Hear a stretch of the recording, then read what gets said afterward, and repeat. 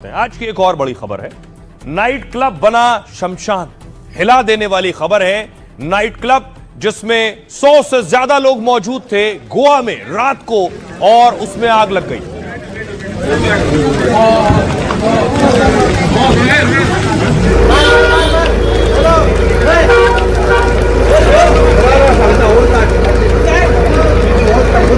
ये तस्वीरें आप देख रहे हैं। नाइट क्लब में लोग मौजूद थे, बताया जा रहा है 100 से ज्यादा लोग मौजूद थे जिस वक्त आग लगी। आग लगने के बाद अफरा तफरी, चीख पुकार मच गई। 25 लोगों की मौत हो गई है जलकर।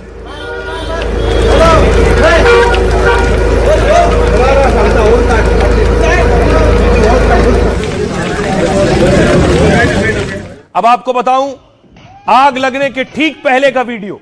डांसर फ्लोर पर थी और नाइट क्लब में डांस कर रही थी। उसके पीछे देखिए, धीरे धीरे आग लगनी शुरू होगी। चिंगारी गिरती दिख रही है आपको।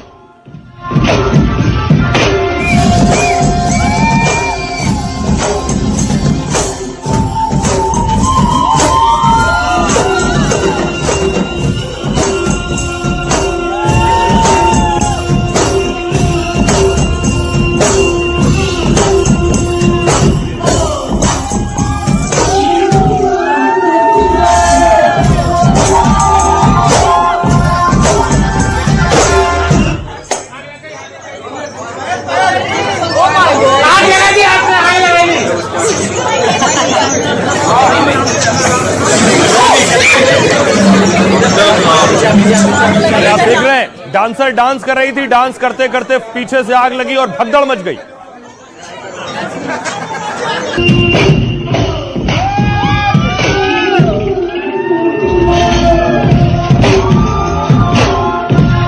और सोचिए, इस नाइट क्लब में उस वक्त 100 से ज्यादा लोग मौजूद थे। सैटरडे नाइट थी, भीड़ ज्यादा थी और किसी को समझ नहीं आया कब आग लगी। लेकिन पीछे देखिए, मैं रेड एरो से आपको दिखा रहा हूं, लाल रंग के एरो से पीछे आग दिखाई दे रही है। कुछ जलता हुआ नजर आ रहा है। गाना चलता रहा क्योंकि म्यूजिक इतना ज्यादा था, आवाज नहीं आ रही थी। और उसके बाद देखिए, आग धीरे धीरे बढ़नी शुरू हुई है। देखिए, चिंगारियां गिरनी शुरू हुई।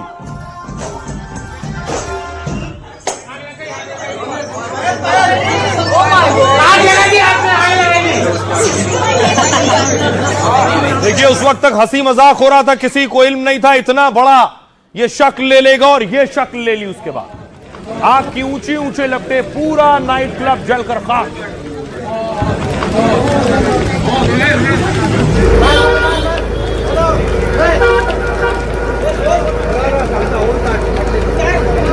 और उसके बाद देखिए, इसके बाद भगदड़ मची। एम्बुलेंस आना शुरू हुई, डॉक्टर्स की टीम मौके पर पहुंचना शुरू हुई।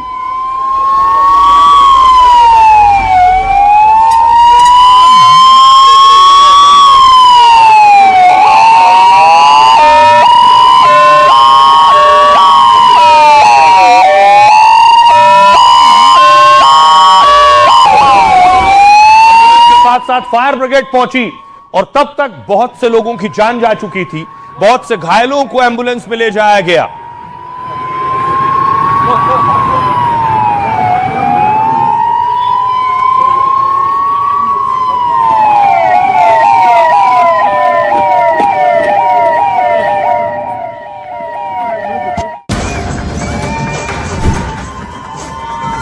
गोवा नाइट क्लब वीकेंड की पार्टी चल रही थी। रात के करीब 12 बजे डांस फ्लोर में 100 से ज्यादा लोग मौजूद थे।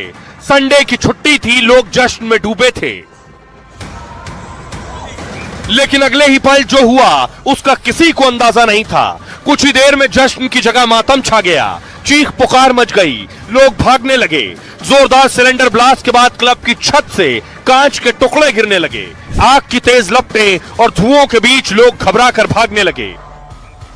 नाइट क्लब देखते ही देखते शमशान बन गया। अब देखिए जरा, ये है वो नाइट क्लब। ये उसी की तस्वीर है। इसी में आग लगी। गोवा के नाइट क्लब में दरअसल सिलेंडर फटा था। सिलेंडर ब्लास्ट हुआ और भयंकर आग लगी। पुलिस के मुताबिक क्लब में करीब 12 सिलेंडर ब्लास्ट हुए इस तरह से। उसके बाद ऊंची ऊंची आग की लपटें उठने लगी। आग सबसे पहले ग्राउंड फ्लोर पर बनी रसोई में लगी। इससे क्लब के दूसरे हिस्सों में आग फैली। कुछ ही मिनटों में आग पूरे क्लब में फैल गई। आग लगते ही अंदर जोरदार भगदड़ मच गई, फौरन लोग भागने लगे। उस समय क्लब में वीकेंड पार्टी चल रही थी। करीब 100 लोग डांस फ्लोर पर मौजूद थे अकेले। धुआं और लपटे देखते ही देखते लोग घबराकर फौरन नीचे की तरफ भागे। वो गलती से कहां पहुंच गए, ग्राउंड फ्लोर के किचन में पहुंच गए। वहां पहले से मौजूद स्टाफ भी फंस गया था अंदर ही, और सबसे ज्यादा शव किचन एरिया से मिले। भागने की कोशिश में 2 लोगों की मौत तो सीढ़ियों पर ही हो गई। सिलेंडर ब्लास्ट होने से 25 लोगों की मौत हुई है, 6 लोग घायल हुए। मरने वालों में 5 विदेशी और 20 स्टाफ बताया जा रहा है, 5 टूरिस्ट हैं। कुछ शवों की शिनाख्त अभी नहीं हो पाई है और कड़ी मशक्कत के बाद फायर ब्रिगेड ने आग पर काबू पाया है। तब तक नाइट क्लब में कई लोगों की मौत हो चुकी थी।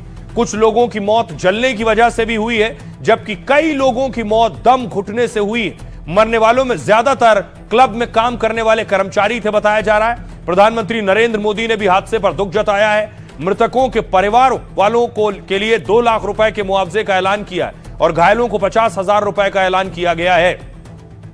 आपको सुनवाता हूं, उस वक्त जो वहां चश्मदीद मौजूद थे, उन्हें सुनिए वो क्या कह रहे हैं। मेरे को सर जैसे उधर दिखाई दिया ना, वो आग जैसे ऊपर लोग दिखाई दे रहा है, तो ऐसे मालूम पड़ा कि आग लगा।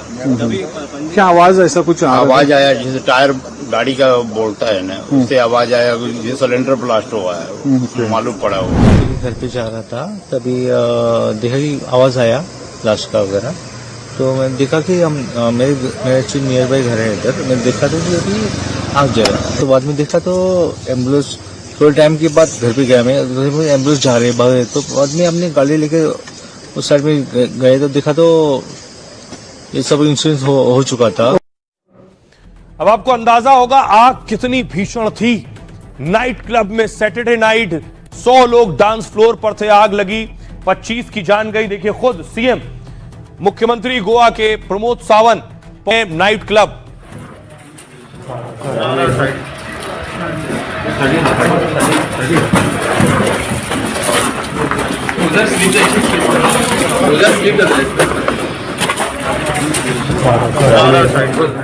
तो जब गोवा के मुख्यमंत्री पहुंचे तो उनके सामने से भी बॉडीज हटाई जा रही थी। खुद प्रधानमंत्री नरेंद्र मोदी ने भी ट्वीट किया, गोवा के अरपोरा में हुई आग दुर्घटना बेहद दुखद है।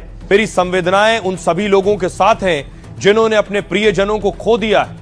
पीएम राहत कोष से 2 लाख रुपए की अनुग्रह राशि दी जाएगी, घायलों को 50,000 रुपए दिए जाएंगे। राहुल गांधी ने लिखा, यह सिर्फ एक हादसा नहीं, सुरक्षा और शासन की क्रिमिनल नाकामी है। एक पूरी ट्रांसपेरेंट जांच से जवाबदेही तय होनी चाहिए। यह पक्का होना चाहिए कि ऐसी दुखद घटनाएं दोबारा ना हो।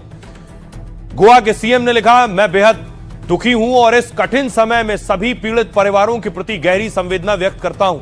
मैंने मौके पर जाकर हालात देखे हैं और इस घटना की जांच के आदेश भी मैंने दे दिए हैं। सुनिए जरा इस पर सियासतदान क्या कह रहे हैं। हमने मैजिस्ट्रल इंक्वायरी तो ऑर्डर की है। इनिशियल स्टेज पे उस होटल के जनरल मैनेजर्स और उस होटल के ओनर के खिलाफ हमने एफआईआर दर्ज की है, उनको अरेस्ट करने का वारंट भी निकाल दिया है।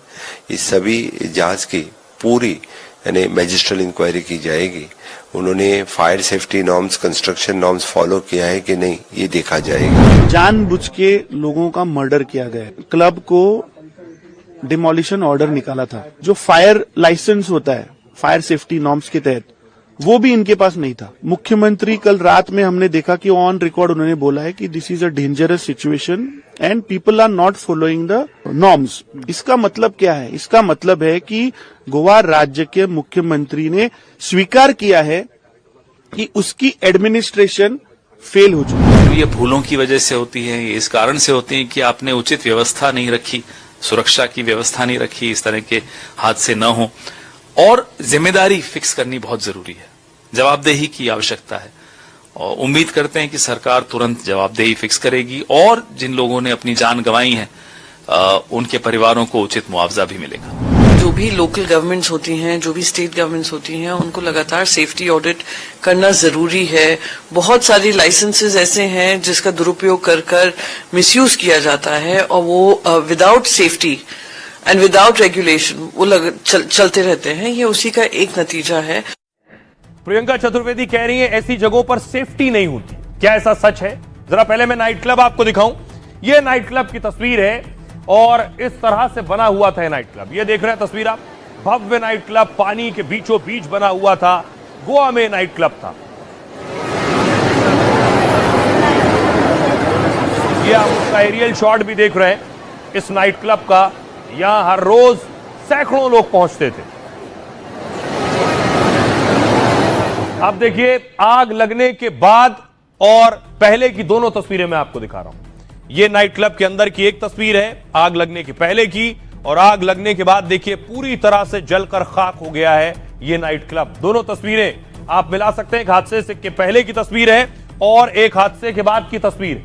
आइए अगली तस्वीर मैं आपको दिखाऊं। इसी हादसे में जलकर बहुत से लोगों की मौत हुई है। 25 लोगों की मौत हुई है जिनके शव मोर्चरी में रखे गए हैं। परिजन परिवार वाले पहुंच रहे हैं उनके शव लेने। बड़ी बात यह ज्यादातर वो लोग भी हैं जो वहां स्टाफ था, और स्टाफ में वो लोग भी हैं जो गोवा के नहीं थे, जो दूसरे शहरों से यूपी बिहार झारखंड से आए हुए लोग थे, उनकी जानें भी गई हैं। अब इस मामले में पुलिस ने इन्वेस्टिगेशन शुरू कर दिया है। पुलिस ने मैनेजर को गिरफ्तार कर लिया है। सवाल यह है कि जिम्मेदारी किसकी है, मैनेजर की या मालिक की। यह तस्वीरें मैं आपको दिखा रहा हूं। पुलिस नाइट क्लब में पहुंची जिस नाइट क्लब में आग लगी थी।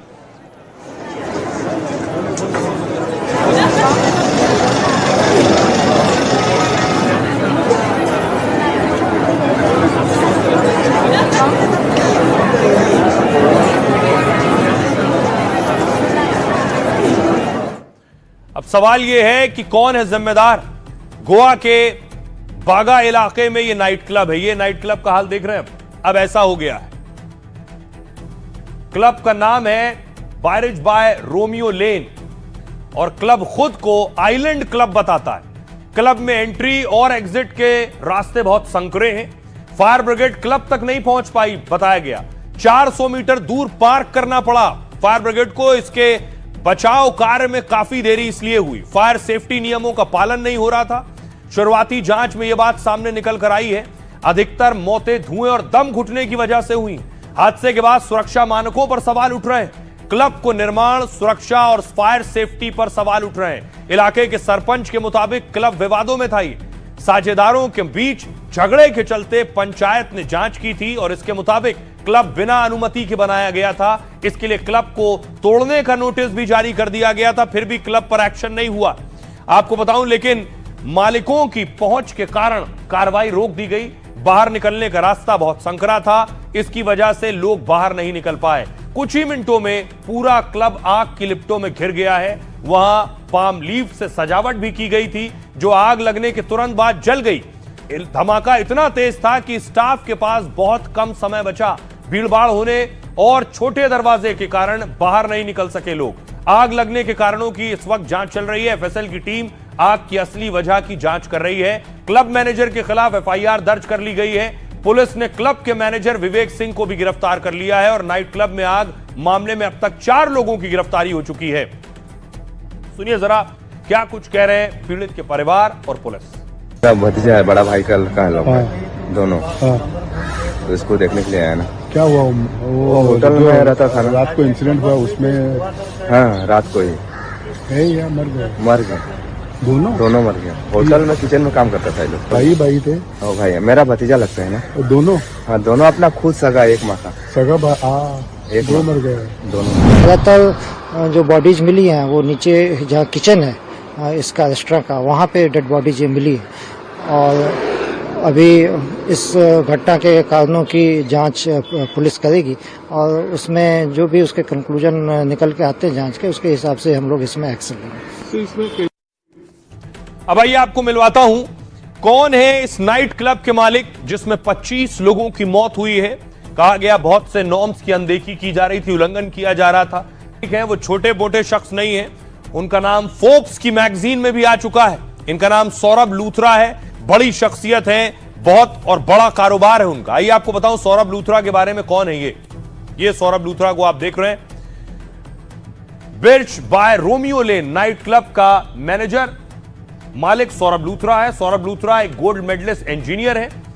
इंजीनियरिंग से सौरभ लूथरा रेस्टोरेंट मालिक बना। तेजी से अपने रेस्टोरेंट को आगे बढ़ाया है। सबसे तेजी से रेस्टोरेंट मालिक में इन्हें गिना जाता है। लूथरा को कई उद्योग पुरस्कारों से भी सम्मानित किया गया है। 2016 से लेकर अब तक रेस्टोरेंट और बार के लिए कई खिताब जीते। रोमियो लेन नाइट क्लब अभी 22 शहरों और 4 देशों में मौजूद है। फोर्ब्स इंडिया की लिस्ट में सौरभ लूथरा का नाम शामिल हो चुका है। लिंक्डइन प्रोफाइल के अनुसार वो मामाज बॉय के चेयरमैन भी हैं। सौरभ लूथरा सौराष्ट्र विश्वविद्यालय से बीटेक में ग्रेजुएट हैं। पहले वो बिजनेस डेवलपमेंट मैनेजर के रूप में काम किया करते थे। 2016 में नई दिल्ली में रोमियो लेन की शुरुआत की थी। वेबसाइट के मुताबिक वो पब्लिक रिलेशन के मास्टर हैं और अपने क्लबों में स्पेशल ऑर्गेनिक कॉकटेल सर्व करते हैं। लूथरा के गोवा के क्लब में 2 लोगों का औसत बिल जो है वो लगभग 3600 रुपए आता है और एक आदमी का खाने पीने का खर्च है करीब 1800 रुपए आता है। ब्रिज बाय रोमियो लेन भारत का पहला आइलैंड बार भी कहा जाता है और पोरा में बना यह क्लब चारों तरफ से पानी से घिरा हुआ है। झील का नजारा, नदी किनारे डेक, फव्वारे स्टाइल थीम है इसकी। दिल्ली एनसीआर में भी रोमियो लेन के कई आलीशान आउटलेट हैं। गोवा में लग्जरी पार्टी करने वालों के लिए टॉप स्पॉट भी है यह जगह। आइए अब आपको सुनवाता हूं जो बच गए, इस नाइट क्लब में थे जो बच गए, वो क्या कह रहे हैं। Actually we got lucky. हम भाग्यशाली हैं, बाल बाल बच गए। हमारा कैब ड्राइवर थोड़ी देर से आया, नहीं तो उस वक्त हम भी नाइट क्लब में होते। हाँ, हम लोग भी हादसे में बच गए हैं। हमारे हॉस्टल से ये सिर्फ 240 मीटर दूर है। फ्लाइट कल रात 10:30 बजे की लैंड हुई थी, तो हम अराउंड 12 बजे यहाँ आए थे। तो जैसे ही हम लोग अपने हॉस्टल पहुंचे तो हमने देखा वहाँ पे कि धुआं काफी ज्यादा आ रहा है एंड वहाँ कुछ रेडिश ह्यू भी था। एक्चुअली वी वर प्लानिंग, दरअसल हम यहाँ आना चाहते थे और कल पार्टी करना चाहते थे, तभी हमें आग की जानकारी मिली और हम नहीं गए। To know that a big fire has taken place out here, so we didn't go. तो आप सुन रहे थे जो लकी थे इसमें, जो बच गए, जो नहीं पहुंचे। आइए अब आपको खबरों में आगे ले चलते हैं। आज की एक और खबर है, घुसपैठियों में भगदड़ मच गई है।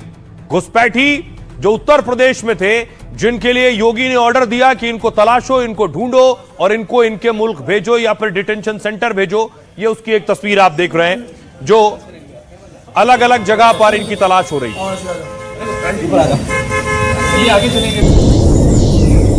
और उसके बाद देखिए हुआ क्या। खबर यह है कि पहले पुलिस ने ढूंढना शुरू किया।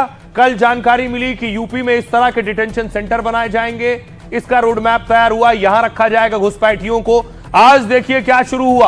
आज यूपी में यह शुरू हुआ कि जैसे बंगाल में एसआईआर की शुरुआत होते ही भगदड़ मची थी, वैसे यूपी में दावा है कि जो घुसपैठ करके आए थे वो भागना शुरू हो गए। बताया जा रहा है 160 लोग भाग चुके हैं नौकरियां छोड़ छोड़कर। घुसपैठियों को खदेड़ने के लिए जैसे ही योगी ने ऑर्डर दिया, योगी फोर्स छानबीन के लिए ग्राउंड जीरो पर उतरी। बस्ती, झुग्गी और हर जगह संदिग्धों की जांच शुरू हुई तो घुसपैठ गैंग में खलबली मच गई। घुसपैठिए जान बचाकर भागने लगे। किसी ने कामकाज बंद कर दिया तो कोई नौकरी छोड़कर भाग गया। क्योंकि योगी की टीम की नजर हर उस शख्स पर है जो बॉर्डर पार से हिंदुस्तान में घुसा, बिना दस्तावेज के योगी के यूपी तक आ पहुंचा। अगर कोई घुसपैठिया भारत की सुरक्षा पर सेंध लगाने का कुत्सित प्रयास कर रहा है, उसे निकाल बाहर करने का कार्य भी करेंगे। योगी राज में घुसपैठियों को भगाने का पूरा प्लान रेडी है, तेजी से अमल हो रहा है। मकसद है यूपी को घुसपैठिया मुक्त बनाना। और आइए अब आपको बताऊं क्या जानकारी मिल रही है, यूपी कैसे घुसपैठिए छोड़ छोड़कर भाग रहे हैं। लखनऊ में घुसपैठियों की धरपकड़ ऐसे वक्त तेज हुई जब सीएम योगी ने अवैध प्रवासियों को पकड़ने को कहा। पहले डिटेंशन सेंटर बनाकर घुसपैठियों को रखने के आदेश दे दिए। इसके बाद राजधानी समेत पूरे यूपी में प्रशासन हो गया एक्टिव। युद्ध स्तर पर लखनऊ, बरेली, मेरठ, झांसी में काम शुरू हो गया। असर क्या हुआ? हजारों लोगों की तलाशी, दस्तावेज जांच और छानबीन शुरू हुई। और इस अभियान के बाद यूपी में घुसपैठियों में भगदड़ मच गई। लखनऊ में काम करने वाले लोगों ने से जब दस्तावेज मांगे गए तो निगम से जुड़े सोचिए 3200 कर्मियों में से 160 फरार हो गए, क्योंकि इन लोगों से निवास प्रमाण या एनआरसी सर्टिफिकेट मांगा गया था। पता यह चला कि 3200 में से 1400 असम और 150 बंगाल के रहने वाले। अफसरों का कहना है एनआरसी सर्टिफिकेट देंगे तभी नौकरी मिलेगी। इससे पहले महापौर भी जब बस्तियों में निरीक्षण करने पहुंची थी तो मेयर के आने की खबर मिलते ही कई लोग भागने लगे।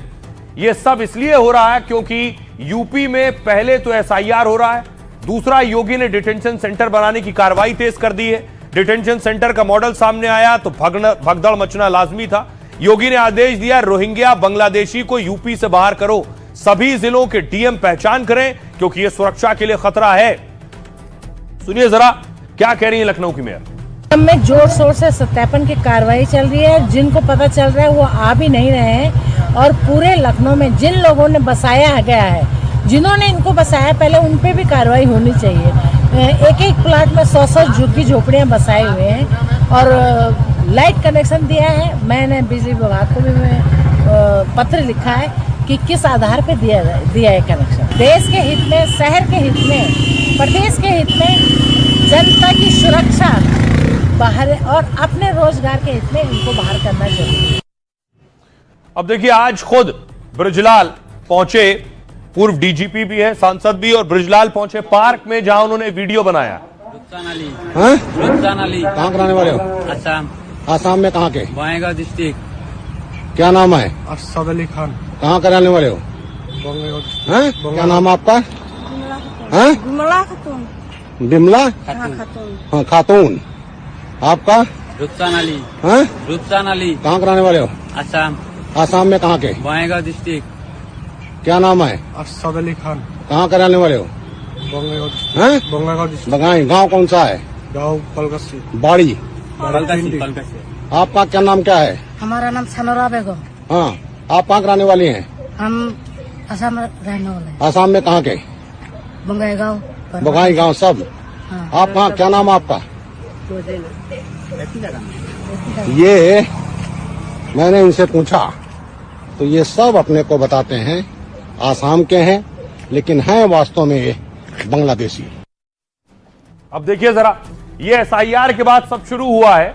अब देखिए, जो एसआईआर हो रहा है उसका विरोध भी हो रहा है। एसआईआर के बाद ये भगदड़ हो रही है, लेकिन एसआईआर के विरोध की तस्वीर आज बनारस से आ रही है।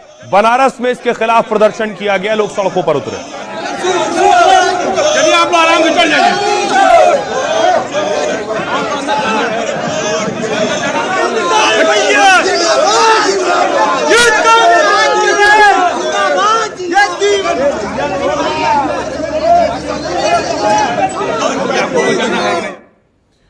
अब देखिए क्या हुआ है। अब तक एक्शन। एसआईआर का मुद्दा घुसपैठियों के लिए मुसीबत बन गया, क्योंकि प्रशासन सभी वोटरों के दस्तावेज देख रहा है। वोटर लिस्ट में नाम रखने के लिए वेरिफिकेशन हो रहा है। 12 राज्यों में अब तक करीब 51 करोड़ फॉर्म बंट गए, जिनमें 98% फॉर्म भरने के बाद उन्हें डिजिटाइज भी कर दिया गया है, यानी वो अपलोड हो चुके हैं। अकेले यूपी में सोचिए करीब 15 करोड़ लोगों का डेटा डिजिटाइज हो गया है। बस इसी प्रक्रिया से घुसपैठियों में हड़कंप मचा हुआ है। यूपी के डिप्टी सीएम ने कहा है एसआईआर से घुसपैठियों के वोट कटेंगे, क्योंकि इससे मतदाता सूची का शुद्धिकरण हो रहा है। ठीक वैसे ही जैसे कुंभ में स्नान से आत्मा को शुद्धि होती है, अब एसआईआर के जरिए वोटर लिस्ट की सफाई हो रही है। ब्रजेश पाठक ने दावा किया कि इसी से विरोध प्रदर्शन हो रहा है, इसी वजह से, क्योंकि एसआईआर से अवैध तौर पर रह रहे विदेशी निकाले जाएंगे। उधर केंद्रीय मंत्री जेपी नड्डा ने भी घुसपैठ पर प्रहार किया है। नड्डा ने कहा एसआईआर के जरिए देश से घुसपैठियों को भगाएंगे, क्योंकि झारखंड में घुसपैठ से आदिवासियों की संख्या घटी है। झारखंड में घुसपैठ से आदिवासी 45% से घटकर 25% रह गए हैं। सुनिए जरा क्या कुछ कह रहे हैं बीजेपी के अध्यक्ष जेपी नड्डा और यूपी के डिप्टी सीएम ब्रजेश पाठक। घुसपैठियों के सहारे, यानी देशद्रोहियों के सहारे सरकार चलाना चाहते हो और राष्ट्रभक्तों को कुचलना चाहते हो।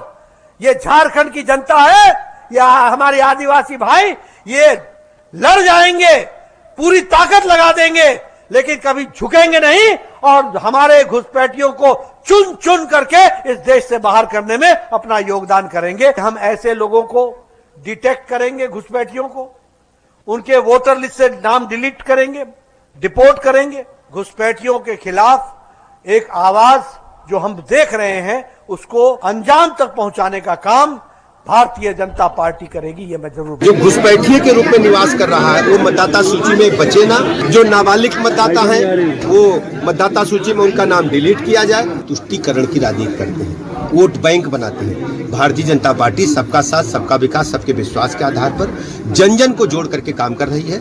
हम खुले हृदय से मतदाता सूची पारदर्शितापूर्ण निष्पक्ष बने, इसके हम पक्षधर हैं और भारतीय जनता पार्टी के कार्यकर्ता निर्वाचन आयोग के निर्देशों के मुताबिक काम कर रहे हैं।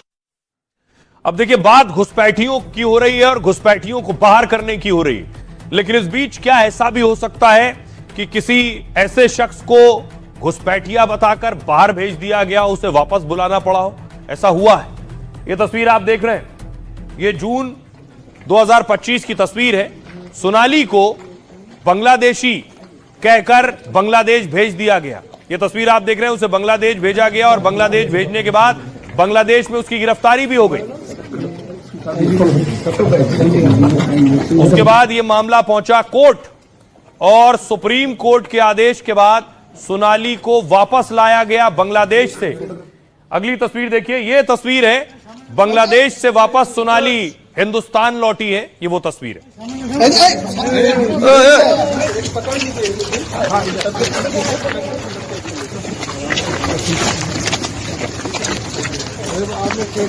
आप देख रहे हैं, वापस आते हुए बाकायदा टीम उनको वापस लेकर आ रही है। सुप्रीम कोर्ट के आदेश के बाद सोनाली खातून की वापसी हुई है। पता चला उनके पिता का दावा है यहीं की रहने वाली है, हिंदुस्तानी। अब देखिए सोनाली खातून का मामला है क्या। दरअसल सोनाली खातून की घर वापसी करीब 5 महीने बाद हुई है। सुप्रीम कोर्ट के आदेश के बाद 3 दिन बाद वो भारत आ गई। उत्तर बंगाल में मालदा सीमा के रास्ते उन्हें भारत लाया गया। सोनाली खातून के साथ उनका 8 साल का बेटा भी आया है। सोनाली को बीरभूम के रामपुर हाट अस्पताल में भर्ती कराया गया, जहां सोनाली खातून करीब 1 महीने तक रह सकती हैं, क्योंकि गर्भवती सोनाली खातून बच्चे को जन्म देने वाली है। ऐसे में प्रसव होने तक डॉक्टरों की निगरानी में रहेंगी। भारत लौटने के बाद से सोनाली और उनका परिवार बहुत खुश है। उनका बेटा और भारत में रही 6 साल की बेटी भी बहुत खुश है, क्योंकि सोनाली और उनका बेटा बांग्लादेश की जेल में बंद थे। सोनाली के पति समेत परिवार के 6 सदस्य डिपोर्ट किए गए थे। भारत से भेजने पर बांग्लादेश ने उन्हें वहां गिरफ्तार कर लिया, पकड़ लिया, जिसके बाद बेटे के साथ बांग्लादेश की जेल में 103 दिन रही।